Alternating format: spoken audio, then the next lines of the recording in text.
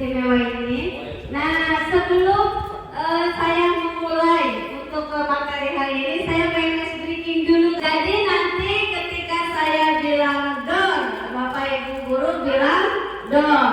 Ketika saya bilang dor, maka Bapak Ibu guru bilang gak kena gitu kan. Ya, nah jadi ketika saya bilang dornya banyak dor dulu gitu kan, nanti Bapak Ibu seolah-olah tertembak mati. Oh, gitu ya, siap. Siap. Satu, dua, tiga, dor. Dor.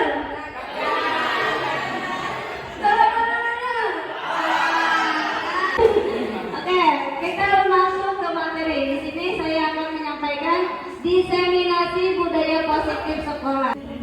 Nah, jadi tujuan diseminasi ini saya ingin mengajak Bapak Ibu guru untuk memahami konsep pendidikan menurut Ki Hajar Dewantara yang hubungannya dengan konsep budaya dan lingkungan positif di sekolah yang berpihak pada murid.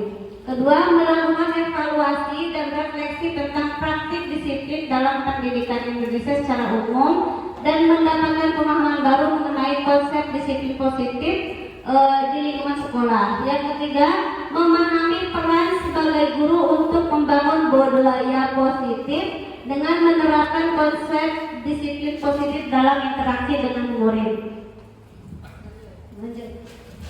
Nah, ini menurut Ki Hajar Dewantara dalam menanamkan budaya positif atau ekosistem positif, jadi seorang guru itu sama dengan seorang petani atau pekebun. Nah, kenapa seperti itu ya? Karena sebagai petani atau kita sebagai seorang guru itu tugasnya itu sebenarnya hanya menuntun anak didik kita menjadi pribadi yang lebih baik atau menjadi karakter yang lebih kuat. Nah, di sini dicontohkan bahwa ketika dalam menjadi seorang petani padi. Nah, di sini seorang petani itu dapat memperbaiki kondisi tanah, memelihara tanaman padi, memberi pupuk dan air, membasmi ulat, jamur yang mengganggu tanaman dan lain-lain sebagainya. Dilihat dari situ kalimatnya juga di situ sudah menunjukkan hal-hal yang positif atau menjadi lebih baik. Nah, begitupun kita ketika mengajar menjadi seorang guru. Jadi kita tugas itu hanya menuntun anak-anak kita menjadi lebih baik, gitu kan? Lanjut, Bu. Nah, perubahan paradigma. Nah, di sini mungkin Bapak Ibu boleh mencoba. Di sini jadi ada prakteknya, mencoba mengepalkan tangan berpasangan, Pak Udin, Pak Jaki, boleh Bu Fitri sama Pak Habibna. Jadi contohnya itu paradigma ini, perubahan paradigma ini lebih kepada penguatan kita atau kontrol diri kita. Misalnya, jadi bukan hanya seperti ini. Misalnya Pak Jaki menggenggam secari kertas atau apa, atau koin atau apa gitu kan, dengan Pak Udin. Nah, salah satu di antaranya itu harus mencoba membuka kepalan tangan tersebut. Apakah Pak Jaki akan rela dengan ikhlas, ridho, gitu kan? Silakan Pak Udin mengambil uang koin 100.000 atau 100.000 ini buat Pak Udin. Apakah rela? Dengan coba-coba? Ngerti ya maksudnya? Enggak, misalnya nih saya sama Bu, kita boleh bantu Bu Gita? Nah, misalnya nih Bu Gita punya harta karun 500.000 dikepala sama Bu Gita. Jadi Bu Gita itu harus mengepal tangannya dengan keras. Nah, saya itu pengen mengambil uang Bu Gita nih. Apakah Bu Gita ini, pribadi Bu Gita ini akan merelakan uangnya itu? Apakah saya harus dulu berusaha keras? Saya berusaha membuka tangan Bu Gita punya hese misalnya. Atau misalnya saya memberi iming-iming Bu Gita, ayo kalangan sari sini, ayo bantu. Nah, gitu. Jadi paradigma apa sih Bu? Jadi perubahan paradigma ini lanjut Bu. Perubahan paradigma ini bisa menjadi ilusi kontrol kalian. Jadi Bapak Ibu guru itu untuk mengontrol diri itu bagaimana ketika seseorang meminta sesuatu hal kepada Bapak Ibu guru. Apakah harus secara ikhlas, cuma-cuma gitu bahasanya, atau orang itu harus menjadi ada poin penting yang sehingga dia perubahan paradigma teori kontrol atau ilusi kontrol. Nah biasanya mungkin saya pribadi dulu sebelum kurikulum merdeka ketika saya masih di sana, ilusi guru itu mengontrol murid. Jadi kekurangan kata saya dulu itu, saya itu sebagai guru harus bisa mengontrol murid. Murid ketika misalnya harus belajar A, gitu kan, maka dia harus cicing di kelas. Tidak boleh gaduh, tidak boleh apa. Jadi kita itu mengontrol guru. Ilusinya seperti itu. Mungkin ada beberapa yang masih diterapkan. Ilusi bahwa kritik dan membuat orang merasa bersalah dapat menguatkan karakter. Nah ini bahwa saya seperti itu. Contohnya si Dimas, si Surya gitu ya, ketika mereka bolos, orang diudak-udak sampai ke warung. Nah di warung kan biasanya harusnya sekarang anak-anak kayak pulang, kita ke sekolah lagi dan enggak bahwa jadi saya tuh terdarah bedanya, kan kita sekolah begitu makanya. Pada saat itu saya ketemu Pak Daka, mulai ternyata hafalan pada saat itu ya, sampai saya marah-marah gitu ya, sampai ditungguin sampai mereka sampai jam gitu saya dulu. Kemudian ilusi bahwa semua perbuatan positif, efektif dan bermanfaat. Ilusi bahwa orang dewasa memiliki hak untuk memaksa. Jadi saya mungkin karena kita berpikiran kurang lebih kolot daripada anak, jadi kita bagaimana caranya supaya anak lebih positif mungkin niatnya begitu. Cuma dengan cara memaksa sebenarnya itu tidak boleh. Lanjut Bu. Nah jadi dari perubahan paradigma ini akan membuat stimulus respon sehingga akan menjadikan teori kontrol. Misalnya di sini, apakah kita bisa mengontrol seseorang? Nah stimulus responnya kita mencoba mengubah orang agar berpandangan sama dengan kita. Misalnya tadi ketika membuat tadi lomba tarik kerenus, Bunur pengen membuat judulnya tentang budaya positif misalnya.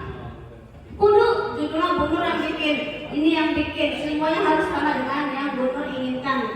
Tapi pada kenyataannya teori kontrolnya kita berusaha memahami pandangan orang lain terhadap dunia atau terhadap materi pembelajaran atau hal apapun yang ada di sekolah supaya sama, gitu kan, pandangannya sama. Jadi kita tidak memaksa untuk sesuatu itu sama. Perilaku buruk dilihat sebagai suatu kesalahan. Nah, teori kontrolnya semua perilaku memiliki tujuan. Nah, walaupun kita ke SMA nih, Pak Udin dari Mas Udin suka haji, dia dari Lewiliya kan berbeda-beda, tetapi tujuannya sama. Nah, sama halnya dengan ini. Orang lain bisa mengontrol saya, hanya Anda yang bisa mengontrol diri Anda. Tadi kayak misalnya kepala tangan. Ketika Pak Jakim merelakan berarti Pak Jakim bisa mengontrol diri Pak Jakim, enggak mengikhlaskan. Jadi tergantung dari kontrol diri kita. Kemudian pemaksaan ada pada saat bujukan gagal. Nah tadi misalnya kayak anak-anak yang tidak mau kembali ke sekolah, kurang bisa seret misalnya kan. Sama saya itu tidak. Maka teori kontrolnya kolaborasi dan konsensus menciptakan pilihan-pilihan baru. Ayo misalnya nggak mau jalan kaki dibonceng sama ibu, nah, itu bisa. Memberi model berpikir menengah atau kalah. Nah teori kontrolnya model berpikir yang menang. Nah jadi dikasih anak beberapa pilihan yang berpikir bagus, itu kan yang senang. Lanjut Bu. Nah makna kata disiplin. Nah yang tadi sama kaitannya dengan tadi, bahwa kebanyakan orang akan menghubungkan kata disiplin dengan tata tertib. Padahal sungguhnya berbeda, karena belajar tentang disiplin positif tidak harus dengan memberikan hukuman. Justru itu adalah salah satu alternatif terakhir dan kalau perlu tidak menggunakan sama sekali. Nah kemudian jadi kata positif itu berasal dari akar kata murid atau pengikut. Nah jadi sehingga seseorang itu harus paham betul alasan mengapa mereka mengikuti suatu ajaran tertentu yang mereka ingin hadapi. Next. Nah jadi itu tadi dari materi tadi, disiplin itu tidak harus tentang disiplin tata tertib atau peraturan sekolah. Nah dari tata tertib itu bisa menjadikan tujuan teori motivasi perilaku manusia. Nah, perilaku manusia itu ada 3. Itu contohnya ada motivasi eksternal, motivasi emang ada 2, eksternal dan internal. Nah, yang eksternal ini contohnya untuk menghindari ketidaknyamanan atau hukuman. Kemudian untuk mendapatkan imbalan dari orang lain. Ketiga, untuk menghargai diri sendiri menjadi insan sesuai dengan harapan kita. Jadi yang eksternal itu motivasi Bapak Ibu guru, misalnya tadi untuk menjadikan tadi misalnya kita akan mengikuti lomba. Motivasinya apa eksternalnya? Supaya misalnya menang, jalan-jalan ke Bekasi. Nah itu eksternalnya. Jadi ada motivasi dari luar. Motivasi diri kita atau dari sekolah kita supaya apa? Supaya menjadi sekolah penggerak yang luar biasa, misalnya gitu kan. Nah itu perbedaannya. Lanjut Bu. Nah ini dia. Ada peraturan kelas, ada keyakinan kelas, ada lingkungan positif dan budaya positif. Nah, Assalamualaikum warahmatullahi wabarakatuh. Ya. Gimana kabarnya hari ini Bapak Ibu? Alhamdulillah, luar biasa. Allahu Akbar. Yes. Bangkit.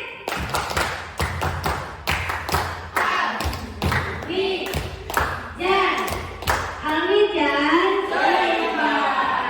Oke, terima kasih Bapak Ibu hebat yang sudah mau hadir di ruangan yang istimewa ini.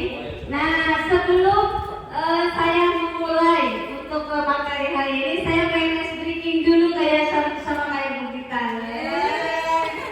Ya, jadi nanti ketika saya bilang dor, Bapak Ibu guru bilang dor. Ketika saya bilang dor, maka Bapak Ibu guru bilang gak kena gitu kan. Ya, nah jadi ketika saya bilang dornya banyak dor gitu kan, nanti Bapak Ibu seolah-olah tertembak mati. Oh, gitu ya, siap. Siap. 1, 2, 3, dor. Dor.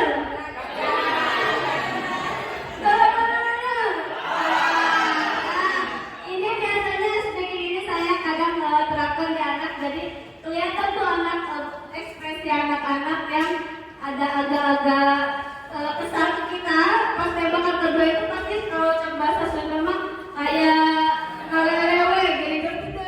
Nah itu kelihatan, mungkin Bapak Ibu bisa coba itu ya. Oke, kita masuk ke materi. Di sini saya akan menyampaikan diseminasi budaya positif sekolah. Bu Gita lanjutin kita. Operator Bu Gita. Enggak itu. Nah, jadi tujuan diseminasi ini saya ingin mengajak Bapak Ibu guru untuk memahami konsep pendidikan menurut Ki Hajar Dewantara yang hubungannya dengan konsep budaya dan lingkungan positif di sekolah yang berpihak pada murid. Kedua, melakukan evaluasi dan refleksi tentang praktik disiplin dalam pendidikan Indonesia secara umum dan mendapatkan pemahaman baru mengenai konsep disiplin positif di lingkungan sekolah. Yang ketiga, memahami peran sebagai guru untuk membangun budaya positif dengan menerapkan konsep disiplin positif dalam interaksi dengan murid. Nah ini menurut Ki Hajar Dewantara dalam menanamkan budaya positif atau ekosistem positif, jadi seorang guru itu sama dengan seorang petani atau pekebun. Nah kenapa seperti itu ya? Karena sebagai petani atau kita sebagai seorang guru itu tugasnya itu sebenarnya hanya menuntun anak didik kita menjadi pribadi yang lebih baik atau menjadi karakter yang lebih kuat. Nah, di sini dicontohkan bahwa ketika dalam menjadi seorang petani padi. Nah, di sini seorang petani itu dapat memperbaiki kondisi tanah, memelihara tanaman padi, memberi pupuk dan air, membasmi ulat, jamur yang mengganggu tanaman dan lain-lain sebagainya. Dilihat dari situ kalimatnya juga di situ sudah menunjukkan hal-hal yang positif atau menjadi lebih baik. Nah, begitupun kita ketika mengajar menjadi seorang guru, jadi kita tugas itu hanya menuntun anak-anak kita menjadi gitu kan ya. Lanjut Bu. Nah, perubahan paradigma. Nah, di sini mungkin Bapak Ibu boleh mencoba. Di sini jadi ada prakteknya, mencoba mengepalkan tangan berpasangan, Pak Udin, Pak Jaki, boleh Bu Fitri sama Pak Habibna. Jadi contohnya itu paradigma perubahan paradigma ini lebih kepada penguatan kita atau kontrol diri kita. Misalnya, jadi bukan hanya seperti ini. Misalnya Pak Jaki menggenggam secari kertas atau apa, atau kue atau apa gitu kan, dengan Pak Udin. Nah, salah satu di antaranya itu harus mencoba membuka kepala tangan tersebut. Apakah Pak Jaki akan rela dengan ikhlas, ridho gitu kan? Silakan Pak Udin mengambil uang koin 100.000 yang 100.000 ini buat Pak Udin. Apakah rela? Dengan cuma-cuma? Ngerti ya maksudnya? Enggak, misalnya nih saya sama Bu Gita, boleh bantu Bu Gita? Nah, misalnya nih Bu Gita punya harta karun 500.000 dikepala sama Bu Gita. Jadi Bu Gita itu harus mengepal tangannya dengan keras. Nah, saya itu pengen mengambil uang Bu Gita nih. Apakah Bu Gita ini, pribadi Bu Gita ini akan merelakan uangnya itu? Apakah saya harus dulu berusaha keras? Saya berusaha membuka tangan Bu Gita, punya hese atau misalnya saya memberi iming-iming Bu Gita, ayo kalangan sari sini, ayo bantu. Nah gitu. Jadi paradigma, jadi perubahan paradigma ini lanjut Bu.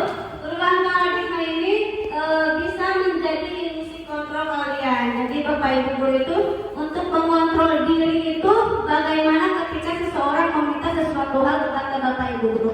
Apakah harus secara ikhlas, cuma-cuma gitu bahasanya, atau orang itu harus menjadi ada poin penting yang sehingga dia itu bisa mendapatkan yang mereka inginkan. Nah, ini contoh perubahan perubahan paradigma teori kontrol atau ilusi kontrol.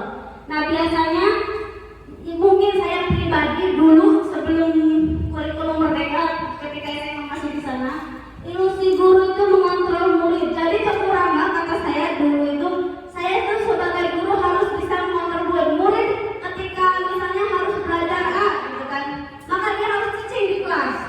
Tidak boleh gaduh, tidak boleh apa. Jadi kita itu mengontrol guru. Ilusinya seperti itu. Mungkin ada beberapa yang masih diterapkan. Ilusi bahwa kritik dan membuat orang merasa bersalah dapat menguatkan karakter. Nah, ini Bapak saya seperti itu. Zamannya si Dimas, si Surya gitu ya, ketika mereka bolos, orang diudak-udak sampai ke warung. Nah, di warung kan biasanya harusnya sekarang anak-anak kayak pulang, kita ke sekolah lagi dan enggak bahwa jadi saya tuh terdarah begitu makanya. Pada saat itu saya ketemu Pak Data, mulai Data hafalan pada saat itu ya, ketika saya marah-marah di situ itu ya, sampai ditungguin sampai mereka sampai jam gitu saya dulu. Kemudian ilusi bahwa semua perbuatan positif, efektif dan bermanfaat. Ilusi bahwa orang dewasa memiliki hak untuk memaksa. Jadi saya mungkin karena kita berpikiran kurang lebih kolot daripada anak, jadi kita bagaimana caranya supaya anak lebih positif, mungkin niatnya begitu. Cuma dengan cara memaksa, sebenarnya itu tidak boleh. Lanjut Bu. Nah, jadi dari perubahan paradigma ini akan membuat stimulus respon sehingga akan menjadikan teori kontrol. Misalnya di sini, apakah kita bisa mengontrol seseorang? Nah, stimulus responnya kita mencoba mengubah orang agar berpandangan sama dengan kita. Misalnya tadi ketika tadi lomba tarik keren, Nur pengen membuat judulnya tentang budaya positif misalnya. Judulnya Bu Nur yang bikin, ini yang bikin, semuanya harus sama dengan yang Bu Nur inginkan. Tapi pada kenyataannya teori kontrolnya kita berusaha memahami pandangan orang lain terhadap dunia atau terhadap materi pembelajaran atau hal apapun yang ada di sekolah supaya sama, gitu kan, pandangannya sama. Jadi kita tidak memaksa untuk sesuatu itu sama. Perilaku buruk dilihat sebagai suatu kesalahan. Nah, teori kontrolnya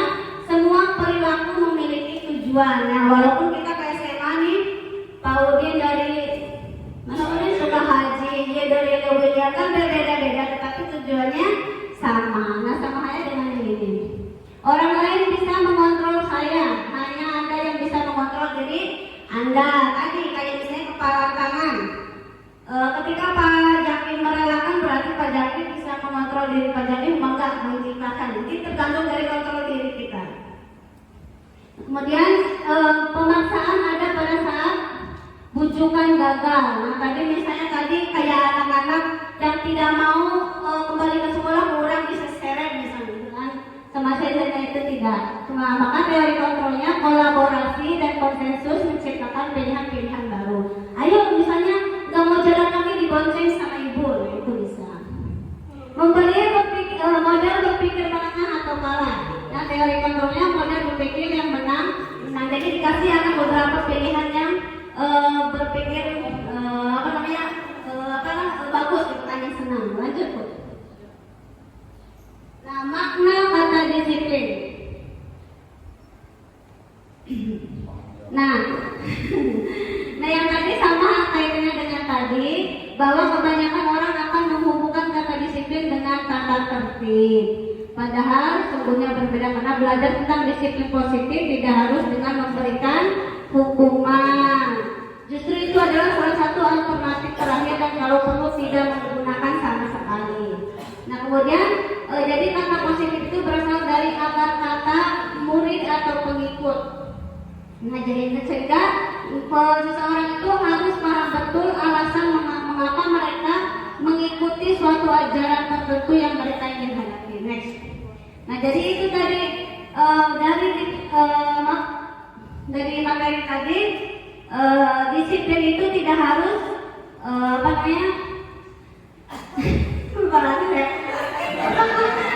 tidak harus tentang disiplin tata tertib atau peraturan sekolah. Nah dari tata tertib itu bisa menjadikan tujuan teori motivasi perilaku manusia.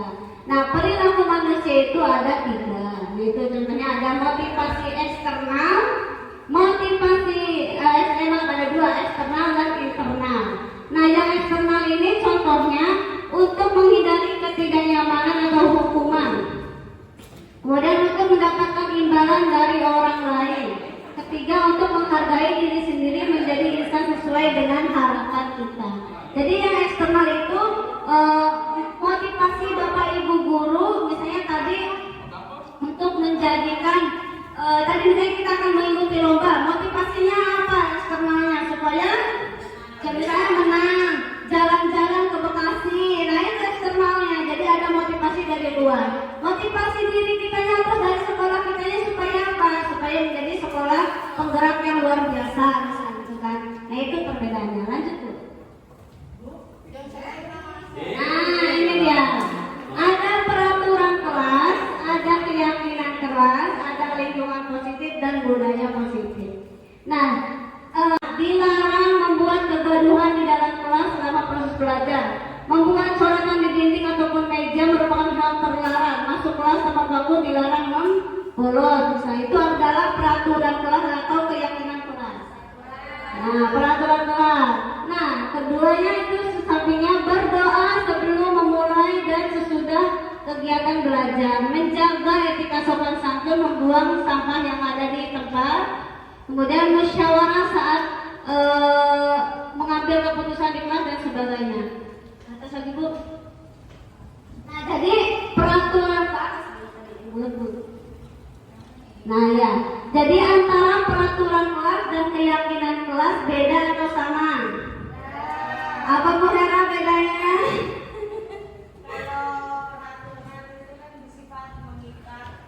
Kalau keyakinan itu berdasarkan apa yang kita yakini dan kita sepakati bersama. Ya, keyakinan. Jadi peraturan kelas Mas yang mengikat atau lebih kepada satu arah, misalnya Bu Hera A maka harus A.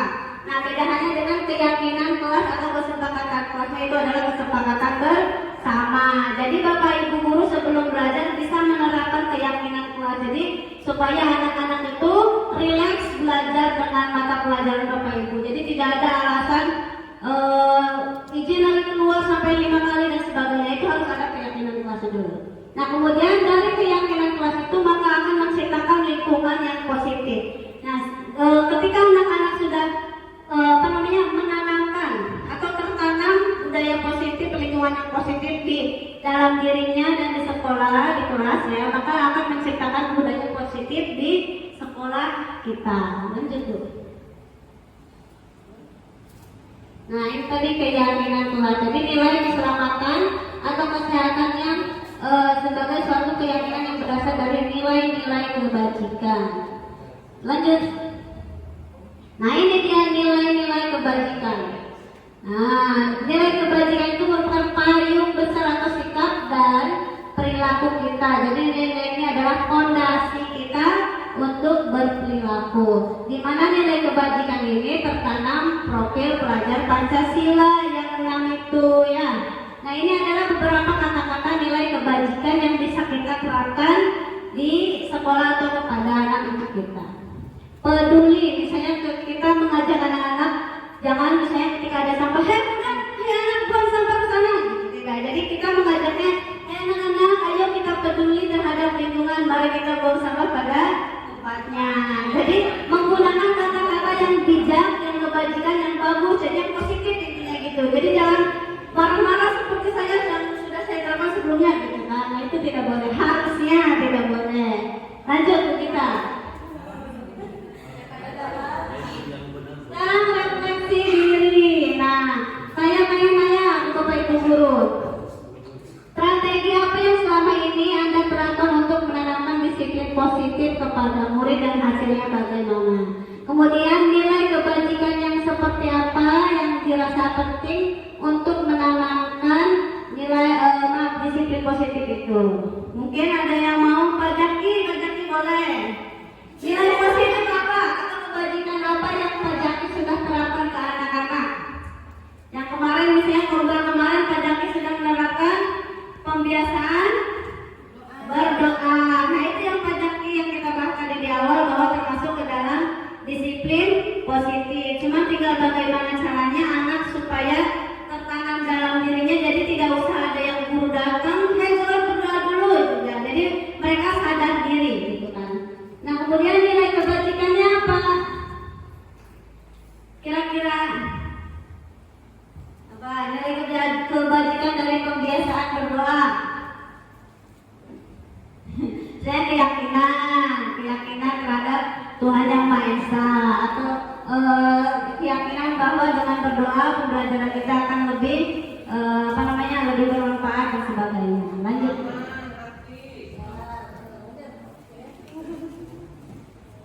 Nah, jadi di dalam yang tadi disiplin positif, makanya diusahakan tidak ada yang namanya hukuman atau konsekuensi. Nah, ini salah satu contoh perbedaannya. Hukuman, sesuatu yang menyakitkan harus terjadi. Kalau konsekuensi sesuatu harus terjadi. Misalnya kemudian membuat anak sakit, misalnya berupa fisik atau menyakitkan hati. Nah, kalau yang konsekuensi membuat anak merasa tidak nyaman dalam jangka waktu pendek maupun panjang. Anak membenci kedisiplinan, anak menghargai disiplin. Misalnya kayak tadi anak soleh saya misalnya. Ya, jadi anak itu banyak sekali tidak masuk sekolah, mungkin karena dia tidak suka dengan kedisiplinan. Jadi bolos lagi. Nah, itu harus Bu Hera tahu ya. Jadi bagaimana caranya si anak itu bisa menghargai kedisiplinan di sekolah untuk datang tepat waktu, tidak selalu bolos ketika belajar dan sebagainya. Nah, ini contohnya tindakan guru, hukuman atau konsekuensi. Mencatat 100 kali di dalam buku kalimat saya tidak akan terlambat lagi karena terlambat ke sekolah. Hukuman atau konsekuensi? Hukuman. Lari mengelilingi lapangan basket? Hukuman. Murid diminta untuk push up? Mengganti kertas tugas teman telah dicoret-coret? Konsekuensi. Membersihkan tumpahan air di meja? Nah, meminta murid tidak mengenakan sepatu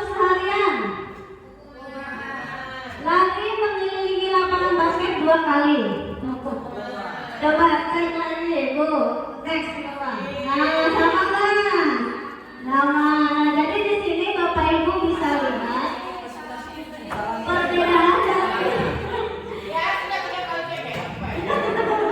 perbedaan dari hukuman dan konsekuensi ya. Jadi dari kalimatnya jelas sudah berbeda. Kalau hukuman mah itu tadi yang lebih mengharuskan dan menyakitkan. Aduh, saya capek lari-lari keliling lapangan sama Pak Cepi disuruh kena terlambat sekolah. Nah, jadi kalau konsekuensinya lebih kepada apa yang dia lakukan menumpahkan air maka harus dibersihkan. Gitu. Jadi ke hal-hal yang tidak terlalu ini menyakitkan. Jadi netral, kontrol gitu kan. Lanjut. Nah, kebutuhan dasar manusia. Nah, sesungguhnya hakikatnya kebutuhan dasar manusia itu adalah cinta dan kasih sayang. Kemudian penguasaan, kesenangan dan kebebasan. Nah, contohnya misalnya kayak tadi anak soleh orang ya, si Andika. Mungkin Andika itu dia itu bertingkah seperti itu butuh juga cinta dan kasih sayang dari bapak ibu gurunya. Lebih tepatnya butuh pendekatan. Jadi dia itu pengen diakui, pengen saya tuh ada loh bu di sini, saya kan untuk bolos tes ada ayah gitu. Jadi pengen lebih kepada pengakuan dari bapak ibu guru. Mungkin selain itu juga dia karena kesenangan juga bisa. Dia senangnya lebih ingin mencapai apa? Dia pengen jadi akpol. Jadi dia itu senangnya harusnya dari jam istirahat itu jam istirahat kedua harusnya belajar, dia malah pergi ke GGM untuk lari bersama dengan teman-temannya. Nah itu salah satunya. Benar, dia itu pernah bercerita sama aku kayak begitu ya. Lanjut ya. Nah ini ibu guru, ini contohnya nih.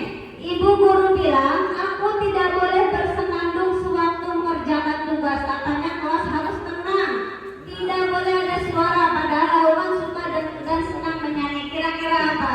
Kesenangan, kebebasan, cinta dan kasih sayang atau apa? Kebebasan atau kesenangan? Kesenangan karena kenapa? Karena si anak ini suka menyanyi. Kedua, ibu guru tidak menyapaku hari ini padahal aku pakai cepit baru. Padahal aku pakai kerudung baru, bu. Aku skincon, apa ya? Cinta dan kasih sayang. Jadi bu, saya pengen diantar guru, harus ketemu nih. Ya Allah, cantik sekali kerudungnya. Jadi dia pengen diantar sama Gunung. Jadi dia itu merasa tersanjung. Gunung sayang sama aku, diperhatikan gitu ya, bener ya.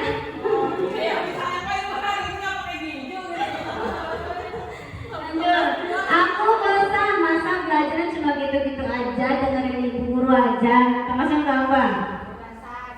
Kebebasan. Jadi anak itu makanya ketika belajar, saya biologi, bu jangan di kelas terus bu, saya pengen di lapangan. Ayo, gitu itu termasuk salah satu kebebasan anak dalam belajar. Aku sebel gambarku tidak rapi, malah ibu guru konsulan ke teman-temanku di depan kelas. Apa ya? Penguasaan, kebebasan, cinta kasih sayang, apa? Kesenangan, apa? Lebih ke kalau penguasaan sebenarnya bu ya. Ayo lanjut coba. Nah jadi ini adalah 5 posisi kontrol ketika kita menjadi seorang pendidik dalam menyelesaikan permasalahan anak-anak didik kita.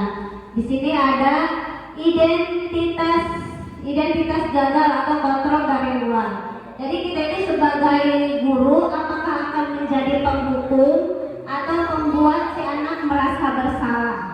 Kemudian identitas berhasil atau kesuksesan.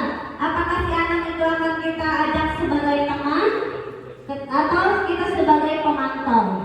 Dan yang terakhir identitas berhasil atau sukses yaitu kontrol diri, yaitu menjadi manajer ya. Jadi di sini perbedaannya bisa Bapak Ibu lihat, ada guru berbuat, guru berkata, hasil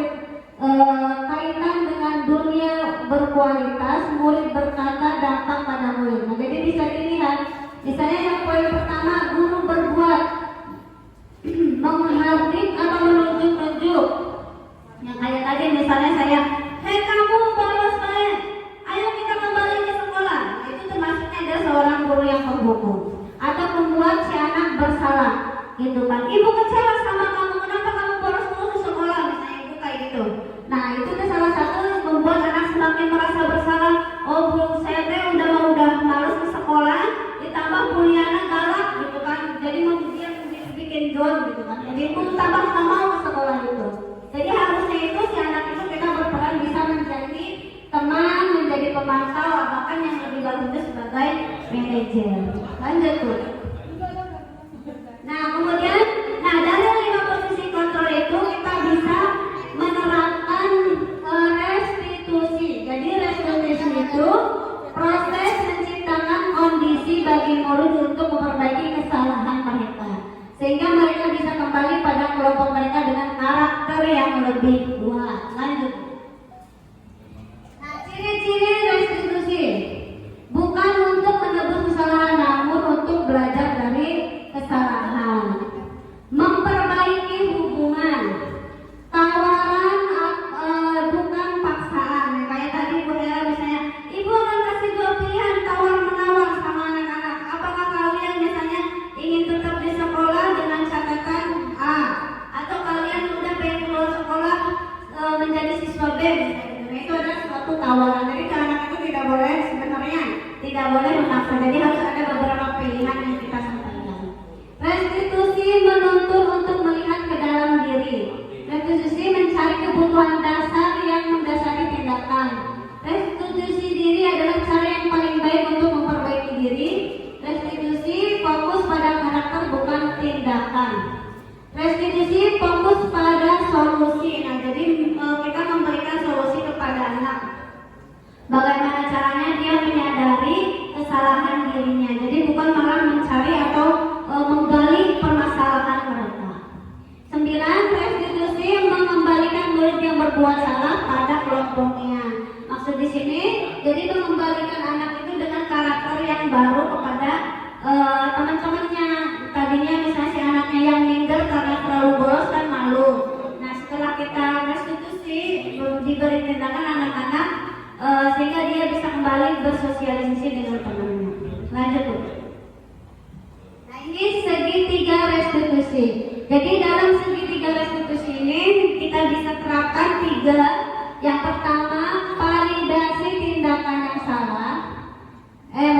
Menstabilkan identitas, validasi tindakan yang salah, kemudian kekayakan keyakinan kelas. Lanjut. Nah, misalnya nih, untuk membuat murid yang merasa gagal karena berbuat salah menjadi positif terhadap dirinya, ini termasuk ke restitusi menstabilkan identitas, ya. Nah, jadi kita tuh tanya misalnya ke si A, ke murid yang bermasalah. Nah, sini duduk dulu, gitu kan. Ibu mau ngobrol sama kamu. Nah, misalnya kita udah menggali, tahu nggak kamu kenapa dipanggil sama ibu? Dia udah sudah menjawab. Nah, maka kita itu memberikan hal-hal yang positif kepada anak-anak yang kita panggil atau yang bermasalah. Misalnya di sini ada kata berbuat salah itu hal yang manusiawi. Maka tidak, karena tidak ada manusia yang sempurna, sehingga kita sebagai manusia maka kan ada beberapa hal yang tindakan yang tidak benar, misalnya gitu kan. Lanjut Bu. Nah, jadi itu sebagai identifikasi. Nah, kemudian yang kedua, validasi tindakan yang salah. Jadi membantu murid mengenali basic need atau kebutuhan yang ingin dipenuhi ketika melakukan kesalahan. Nah, tujuannya apa? Memenuhi kebutuhan dasar. Kemudian penguasaannya bagaimana, kebebasannya, cinta dan kasih sayang. Jadi 5 kebutuhan dasar itu kita harus gali ketika melakukan pendekatan restitusi dengan cara validasi tindakan yang salah. Contohnya, kamu bisa saja kan melakukan hal yang lebih buruk, tapi kamu tidak melakukannya. Jadi misalnya si anak yang tadi yang suka membolos, kita tanya, kira-kira kenapa kamu selalu meninggalkan jam pelajaran mapel A, misalnya gitu kan. Pasti dia kan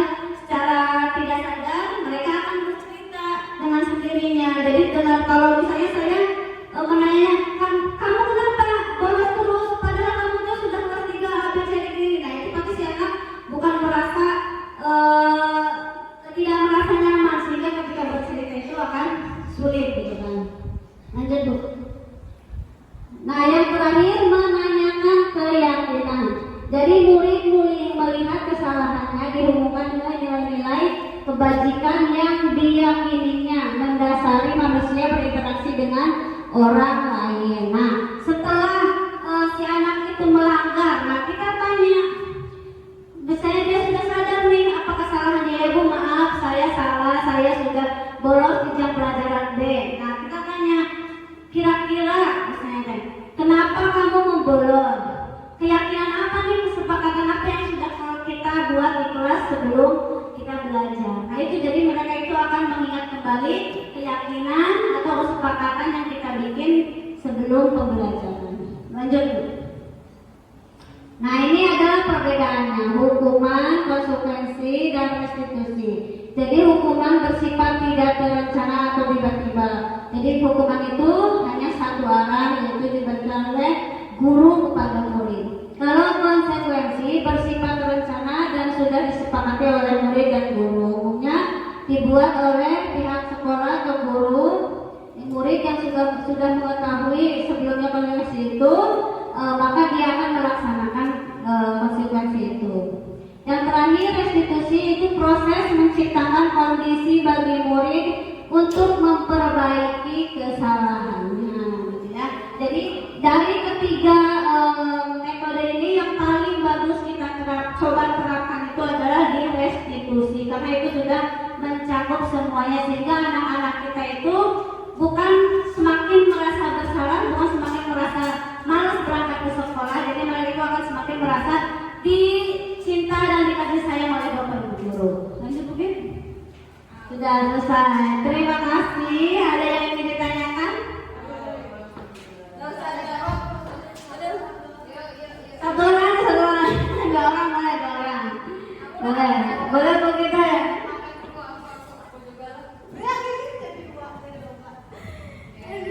Assalamualaikum warahmatullahi wabarakatuh.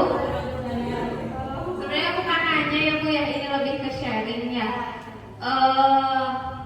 Kan menciptakan budaya positif itu tidak bisa sekali dua kali ya Bu ya. Mungkin banyak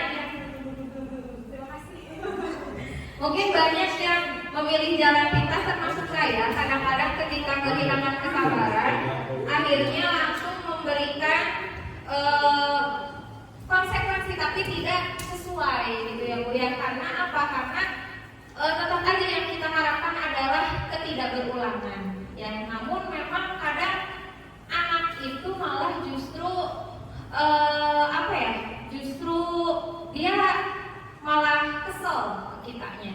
Tapi ketika kita mencoba menciptakan budaya positif juga, kadang-kadang anak-anak tuh menyepelekan gitu. Bahkan ada yang bilang, ibu kenapa sih kok guru-guru itu lembek banget ke siswa?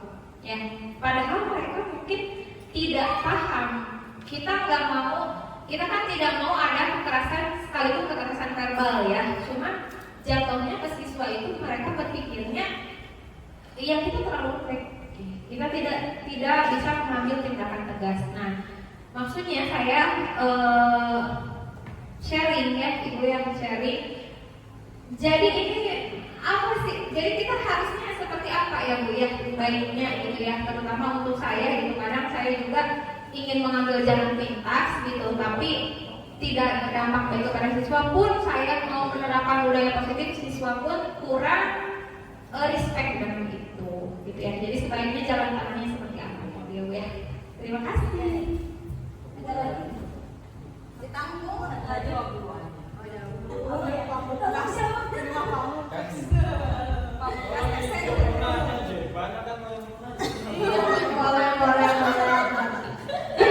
Boleh.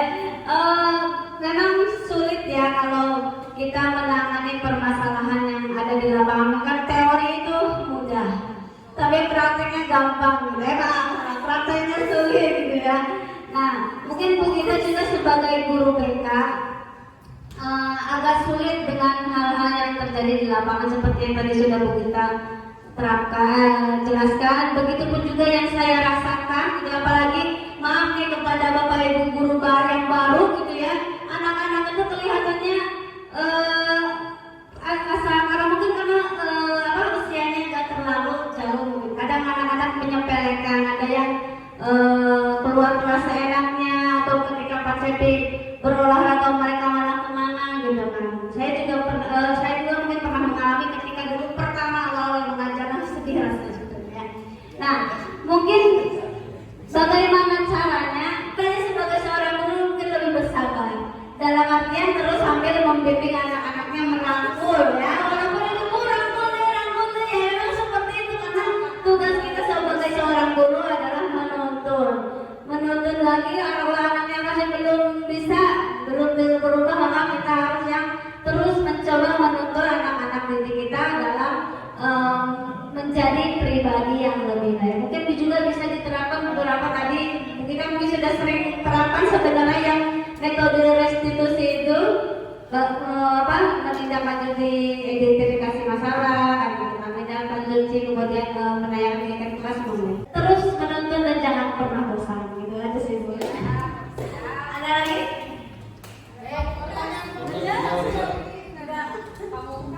Boleh. Sekalian ditambahkan ya Bu ya. Sendiri dong. Senior. Cek bangkit. Ulangi. Bangkit.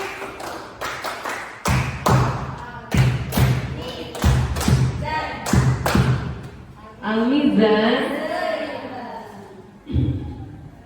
Lebih kepada ini saja, mungkin Bu Yaya, mungkin berbagi pengalaman saja. Tadi kan ada kegiatan untuk restitusi ya, kegiatan praktik segitiga restitusi yang sudah Ibu lakukan, mungkin bisa di-sharing kepada kami, terutama kan anak-anak pilihannya dari anak di kelas Bu Yaya, Bu Yaya sebagai wali kelasnya, anak-anak istimewa itu ada di kelas Bu Yaya. Apakah praktik restitusi itu sudah Bu Yaya lakukan dan bagaimana dampaknya kepada anak? Bisa sharing kepada kita semua yang berada di sini. Terima kasih. Assalamualaikum warahmatullahi wabarakatuh.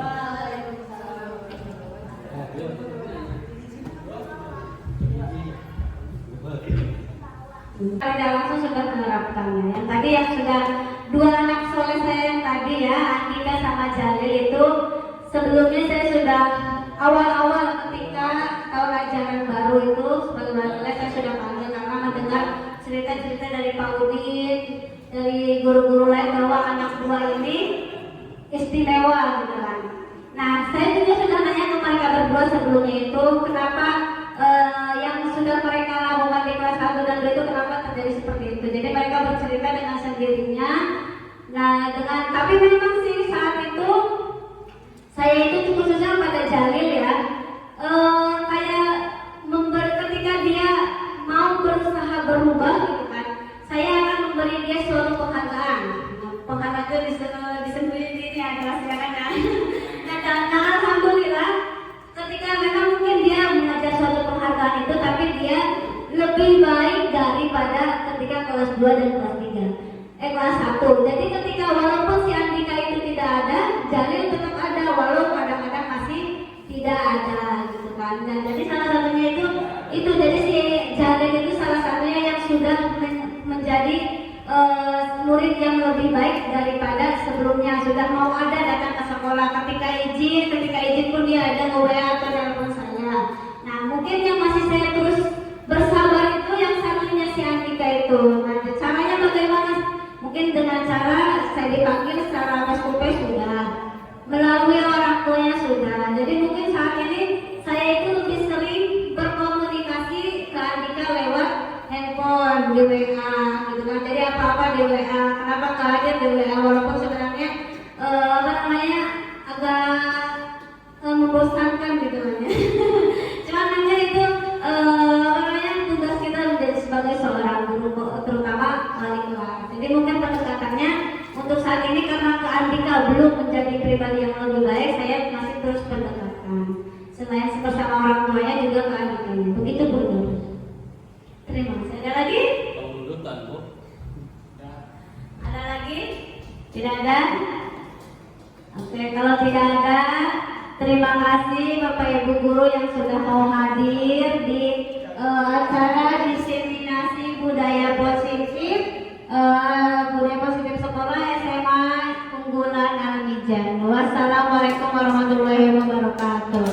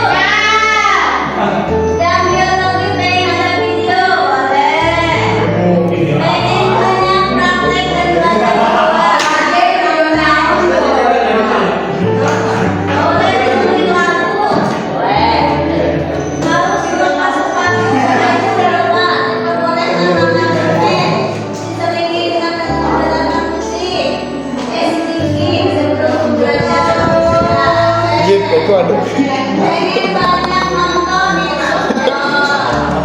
Sering membuat gambar tentang biologi yang banyak praktek, sering praktek keluar supaya nggak bosan. Ingin ada praktek di sekolah pembelajaran semisal satu babnya. Yuk, gimana nih maksudnya? Ingin ada praktek di sekolah pembelajaran semisal satu babnya. Jadi di satu waktu ada praktek. Oh ya, itu praktek ya. Ada yang jangan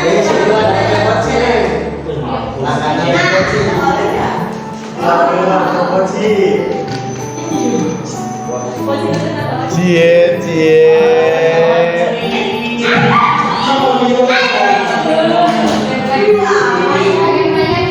Oh my god, kita bisa lakukan lagi. Nggak bisa ya.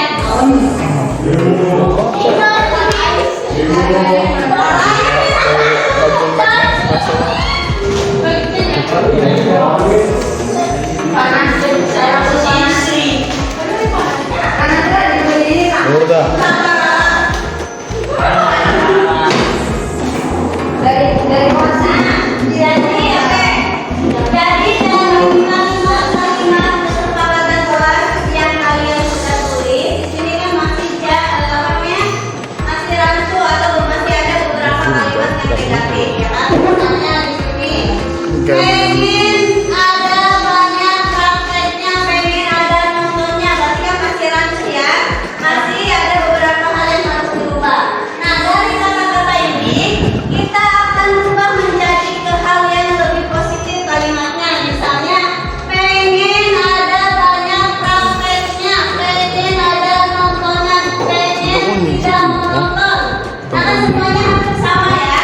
Nah, berarti kalimat positif yang seperti apa yang harus dibuat menjadi kalimat yang sempurna? Bahasa Indonesia sempurna. Hitung atau kata? Gimana nih? Berarti kan lebih kalau praktek Mana gandeng? kalau nonton tidak menonton berarti itu lebih kepada proses pembelajaran. Berarti harus seperti apa proses pembelajarannya? Asik. Nah, selain itu kata-katanya proses asik enak proses pembelajaran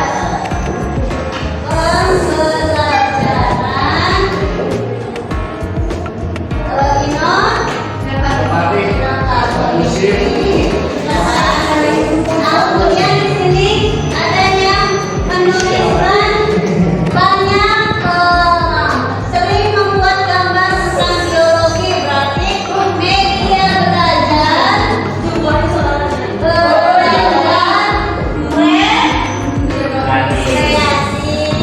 Stadion yang bikin stadion. Yuk. datang dan Ayah kemarin 5 tahun. Aku waktu kemudian tadi boleh makan permen, tapi gimana kalimatnya?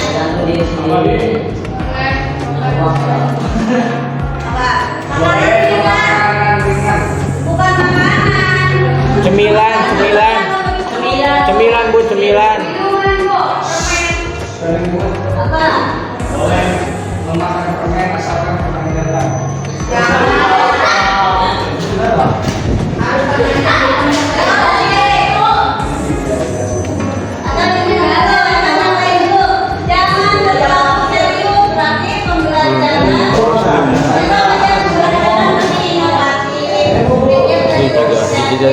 Cair begitu. Kata-kata yang kalian tuliskan di sini intinya dari kata itu adalah kesepakatan kelas itu membuat pembelajaran lebih inovatif, kemudian membuat media belajar lebih kreatif, kemudian hadir tepat waktu. Yang sudah kalian buat kemarin membuat media belajar apa? Sistem peredaran darah, pernapasan, pencernaan. Gerak. Nah, mau kita praktekkan hari ini? Boleh.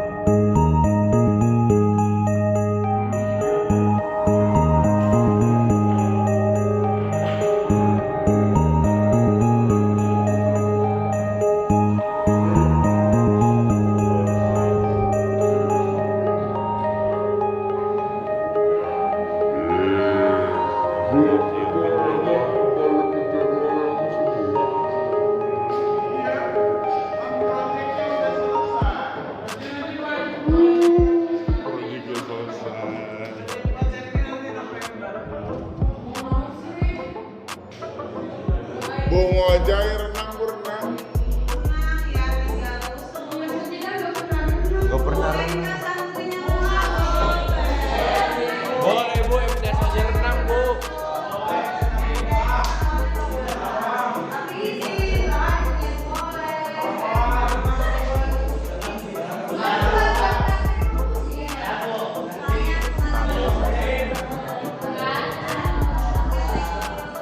Dari meja paruh. Adrian, lihat sini. Gila kan Bang. Hai dulu Adrian, hai dulu. Gila kan Bang.